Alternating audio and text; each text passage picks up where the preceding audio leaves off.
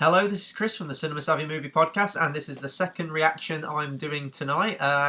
Loads of trailers have been coming out, and we've got another huge one that came out today, which was Star Trek Beyond, which is the third Star Trek film.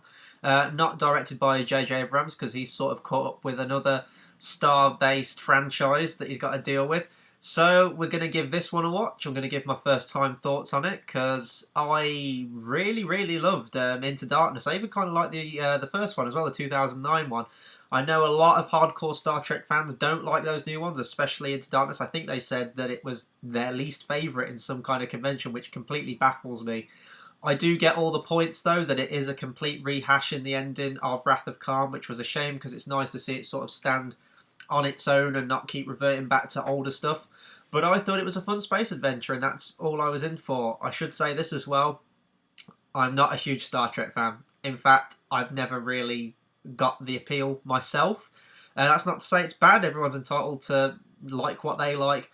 I've always been a Star Wars guy, as everyone can probably tell on the channel. So Star Trek was always sort of like, oh yeah, that's happening, but give me Star Wars. And I think the newer Star Trek films that came out, it was almost like J.J. Abrams' Star Wars Star Trek, if that makes any sense. Like, I think he even said, like, he took the project of Star Trek because he didn't think he'd ever get to direct a Star Wars movie. And then, as fate would have it, he's obviously directing Force Awakens, which out in a few days, out in 3 days as of this recording. I can't wait.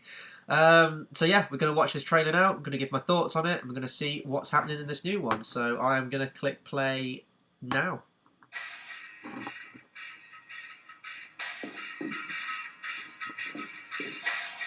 Is that music? It's a good choice. Hey, well played.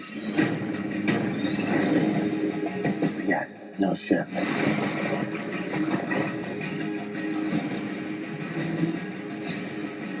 No crew. How are we gonna get out of this one?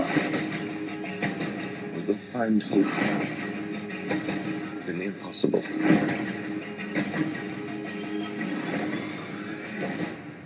Well, at least I won't die alone.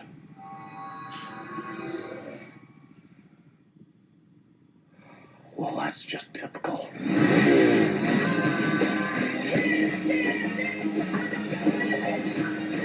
Let's hope this doesn't get messy. This is where it begins, Captain. This is where the frontier pushes back. What the hell is this? I know why you're here. Why we are all here.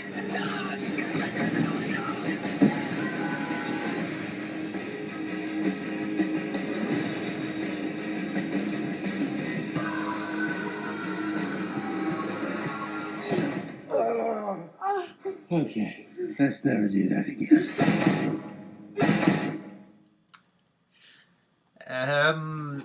Okay, so that was my reaction to Star Trek Beyond. Again, I'm sort of just watching them. I'm really kind of disappointed in this one. It didn't feel very Star Trek-y.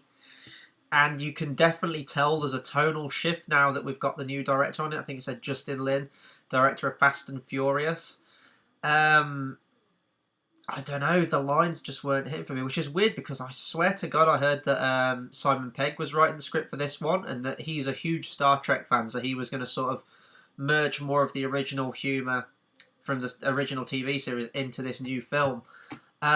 This looks... Now, I'm sure they probably haven't got a lot filmed, I think. Like, I mean, it comes out next year, but maybe they're still, like, bringing things in for reshoots.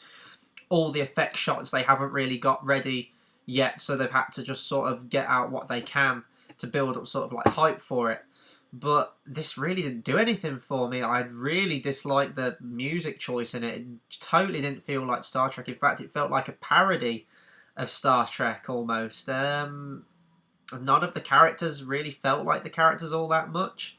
The new alien girl, I'm sure there's some Star Trek fan out there that's just going to score me and say that, oh, that's a Klingon or something. I don't know. I don't know Star Trek. But that sort of like pale-faced, tattooed woman looks awesome in it. But other than that, it's just, granted we don't know much of the plot right now, so we can't really comment on much, but, you know, it's just, I think Star Trek's just sort of.